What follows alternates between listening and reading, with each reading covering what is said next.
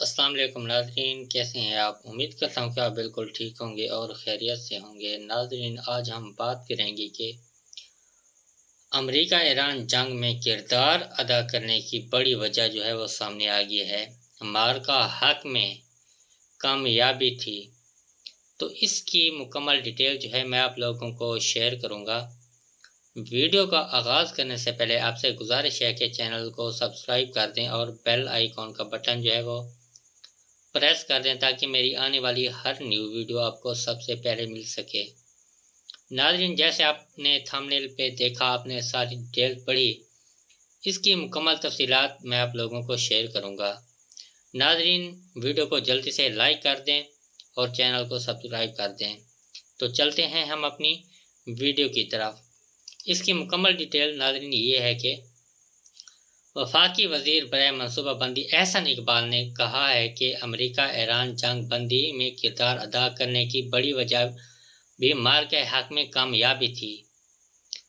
Lahore chamber में तकरीब से खिताब में एहसन इकबाल ने जोर देते हुए कहा कि अब मार्के हक तरक्की नान जीता गया तो मार्के हक का दिफाई भी ज़्यादातर देर तक नहीं कर सकेंगे। उन्होंने कहा कि हमें अवामी मसाइल हल करने के लिए इंतहाई संजीदगी से काम करना होगा और मुल्की इस्तेहकाम के लिए मजबूत मईशत की ज़रूरत है। वफाकी वज़ीर का कहना है कि वतन पर कुर्बान होने के जज्बे ने मार्के हक जितवाया। पाकिस्तान ने एक कौम बनकर दुश्मन का मुकाबला किया।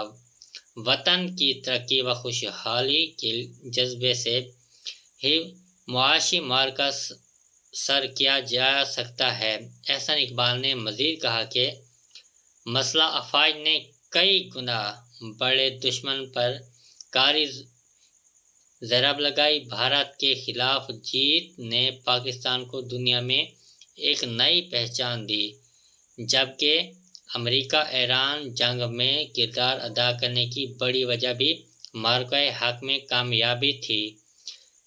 नाज़रीन, ये थी हमारी आज की वीडियो।